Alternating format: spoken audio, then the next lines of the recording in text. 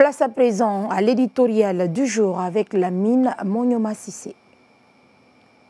Retour à la normale dans les stations-service. La SONAP entre satisfaction prudente et buzz érosif. Le choc était violent, très violent d'ailleurs. L'accident qui s'est produit dans la nuit du 17 au 18 décembre est inédit et sans précédent.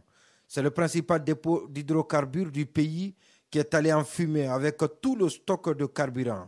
Toute l'installation est également consumée par un incendie dont les causes suscitent encore d'énormes interrogations. Le pays tout entier s'est retrouvé à cet effet à l'arrêt. Toutes les stations-service sur toute l'étendue du territoire à sec, toutes fermées, du jamais vu.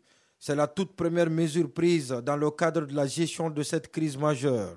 Des dirigeants avec les nerfs en pelote, pour la plupart faisant dans l'affichage signe de l'amateurisme ambiant, ont failli faire basculer les choses en provoquant une convulsion sociale que les détracteurs du régime, dont le cercle s'agrandit au gré d'écarts d'action et de comportement de certaines autorités, appelaient de tous leurs vœux, malgré la situation qui impose la solidarité et l'unité d'action. Les trolls n'auront pas raison, promettent les soutiens du pouvoir.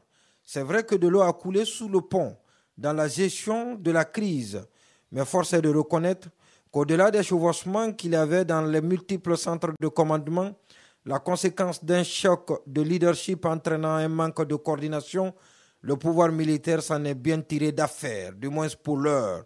La crise annoncée trop longue, le temps de construire un nouveau dépôt dont le délai incompressible selon plusieurs spécialistes est de 18 mois, cette crise liée au manque de carburant a été momentanément jugulée.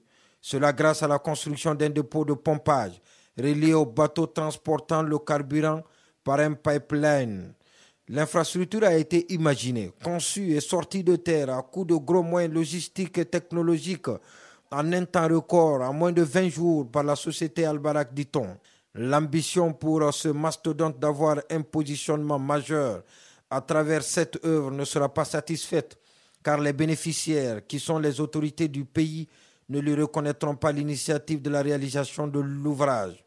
La crise de carburant qui a paralysé l'économie nationale en mettant le pays sur cale est désormais résorbée.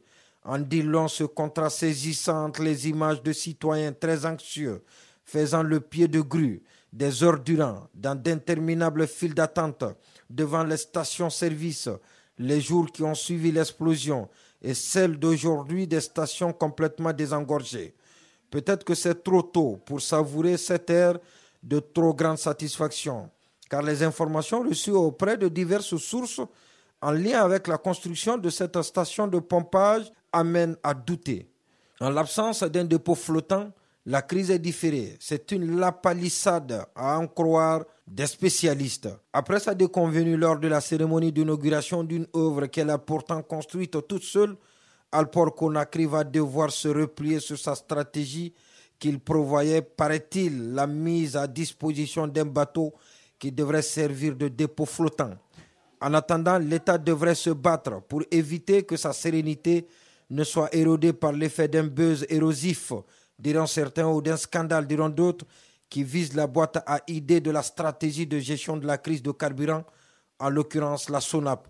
Il s'agit de la vidéo devenue vite virale qui serait le résultat d'une investigation d'un journaliste français bien connu par l'ancien régime solide Alpha Condé qui, il faut le préciser, l'avait plus d'une fois expulsé du pays comme pour exprimer sa désapprobation pour le travail et la méthode du confrère.